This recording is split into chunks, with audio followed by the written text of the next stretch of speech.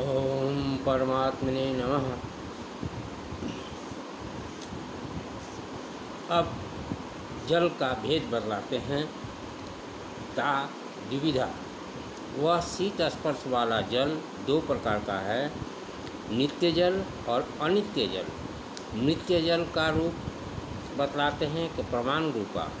पृथ्वी की तरह नित्य जल भी परमाणु रूप में विद्यमान है, अथवा परमाणु रूप में विद्यमान रहने वाला जल नित्य है।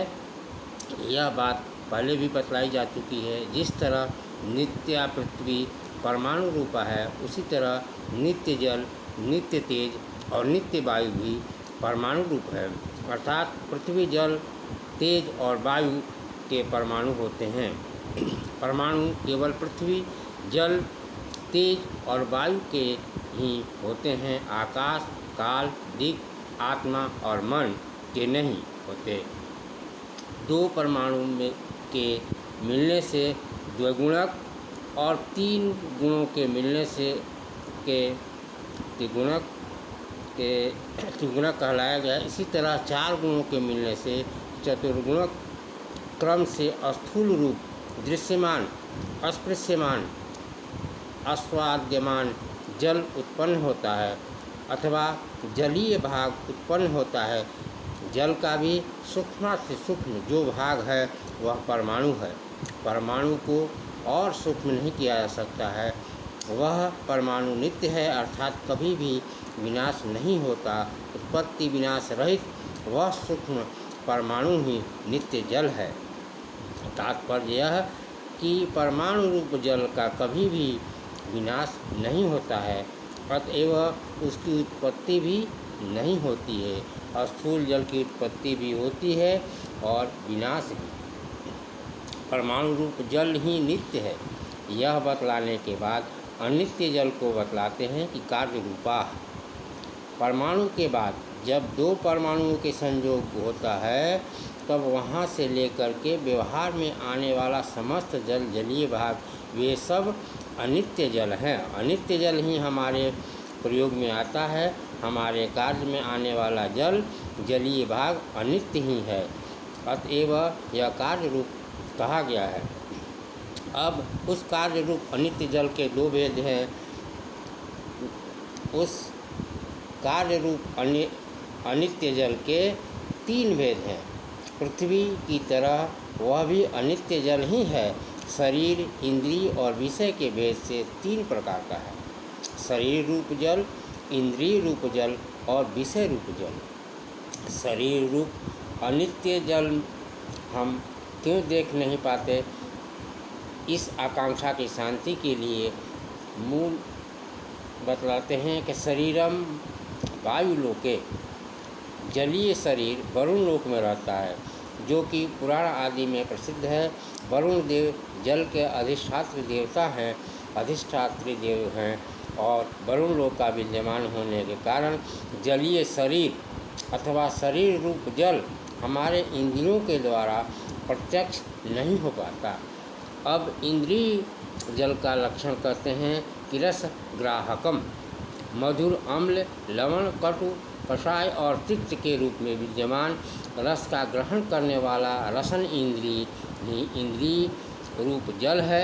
और रस ग्राहक इस रसन इंद्रिय का ही अधिष्ठान आधार करते हैं। और जगह बतलाते हैं इसकी जगह कहाँ है कि जिह्वाग्रवर्ती जलीय इंद्रिय अर्थात अनित्य जल का इंद्रिय रसन के रूप में हमारी जीव के अग्रभाग में रहता है।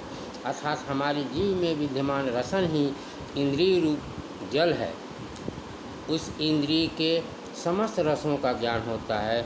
इस तरह रसन का लक्षण है रस ग्राहकम, इंद्रियम रसनकम। अब यह प्रश्न उठता है कि ग्राहकम, इतने मात्र से ही काम चल जाएगा, रस ग्राहकम कहने का क्या अभिप्राय है? इस पर कहते हैं कि यदि रस शब्द को नहीं जोड़ा जाए, अर्थात ग्राहकम इतना मात्र रखा जाए, तो त्रिविध वस्तुओं के ग्राहक, त्वक, घ्राण आदि भी हैं, अतः उसमें लक्षण घटित होने लगेगा। अतः रस शब्द को जोड़ना आवश्यक है। रस ग्राहक ऐसा लक्षण करने पर त्वक घ्राण और व्यावृत हो जाएगा, अर्थात उसमें लक्षण नहीं हो पाएगा। और इंद्रिय पद होने पर पूर्वोक्त की तरह कालादि में अतिव्याप्ति माननी चाहिए। अब विषय रूप जल के बारे में कहते हैं कि शरीर समुद्र आदि विषय रूप जल नदी समुद्र आदि है और द्विगुणक से लेकर के ब्रह्मांड पर्यंत समस्त शीत स्पर्श वाला पदार्थ विषय रूप जल है।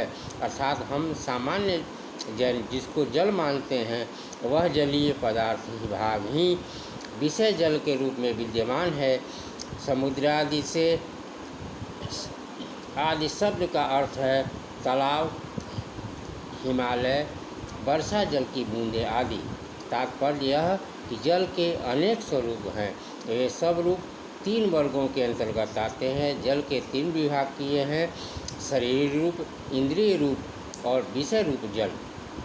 शरीर रूप गरुड़ लोक में विद्यमान जल और इंद्रिय रूप जीव के अग्रभाग में रसन के रूप में विद्यमान और विषय वर्ग में समस्त नदी और नालाएं आदि समायोग हैं। अतः जल में शीत स्पर्श रूप रस संख्या परिमाण स्नेह पृथक् संयोग विभाग परत्व अपरत्व गुरुत्व द्रव्यत्व वेग स्वरूप संस्कार ये गुण यथाकार विद्यमान हैं। अब तेज के निरूपण की चर्चा हम करेंगे।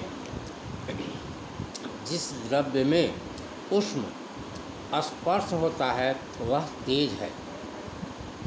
वह नित्य तेज और अनित्य तेज के भेद से 2 प्रकार का बतलाया गया है।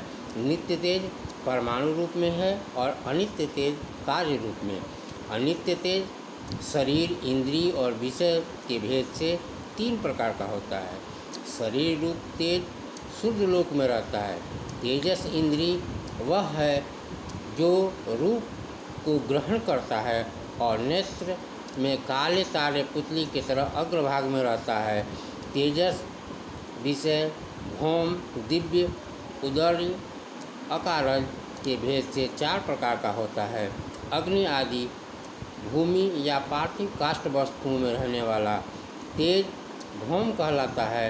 अप अर्थात अप जल ही ईंधन है जिसका ऐसा अभिनन तेज ही विद्युत आदि कहलाता है। यदि दिव्य तेज कहलाता है। खाए गए पदार्थ को पचाने का जो कारण है वह उदर्य नामक तेज है। आकार, खान आदि में उत्पन्न सुवर्ण और अकरज तेज कहलाता है। अब आगे हम लोग तेज के बारे में आगे पढ़ेंगे कि द्रव्य के 9 भेदों में तेज तृतीय क्रम में आता है। अब उस तेज द्रव्य का निरूपण किया जा रहा है। तेज कहलाने का अर्थ है, संस्कृत में तेजस शब्द है। तेज का लक्षण का मूलाधार है उष्ण स्पर्शवत तेज। उष्ण स्पर्श गुण वाला ही तेज है, अर्थात उष्ण गुण वाला वही तेज है जो गर्म स्पर्श जिसका गर्म तेज का स्वभाव धर्म है। तेजस शब्द संस्कृत में नपुंसक लिंग है। तेजस शब्द का के रूप में तेज, तेजसी, तेजांशी आदि होते हैं। पंचमी और षष्ठी एक वचन में तेजसः बनता है। तेजस के विशेष स्पर्शवत शब्द के स्पर्श होने से स्पर्शवती ये उष्ण स्पर्शवत यह भाग तेजस का तेज यह लक्षण भाग है और तेज के समवाय संबंध से उष्ण स्पर्श स्थित है। अतः तेज का लक्षण समवाय न उष्ण स्पर्शकत्वम तेजसो लक्षणम। उष्ण स्पर्श वाला भाव को कहते हैं। यह उष्ण स्पर्श तेज का अभाव गुण है, असाधारण गुण है और उष्ण स्पर्श गुण तेज को छोड़कर अन्यत्र कहीं भी नहीं रहता है। अतः उष्ण स्पर्श तेज यद्यपि पृथ्वी, जल, वायु में भी कदाचित उष्ण स्पर्श की प्रतीति होती है, तथापि वह उष्ण स्पर्श न तो पृथ्वी जल का स्वाभाविक गुण है, न ही वायु के, अपितु तेज के अंशभूत तेजस भाग के संसर्ग से ही पृथ्वी जल वायु उष्ण स्पर्श की उपलब्धि मानी जाती है। पृथ्वी जल और वायु की प्रतीति होने के कारण उष्ण स्पर्श तेजस अंश है। इस तरह पृथ्वी वायु और जल के प्रतीति होने के कारण उष्ण स्पर्श पृथ्वी जल वायु का न होकर तेजस स्पर्श होता है। अतः स्पर्श मात्र से पृथ्वी जल और वायु में विद्यमान है, किंतु जल में शीत स्पर्श है और पृथ्वी में अनुष्णासित स्पर्श, तेजस में केवल उष्ण स्पर्श इति।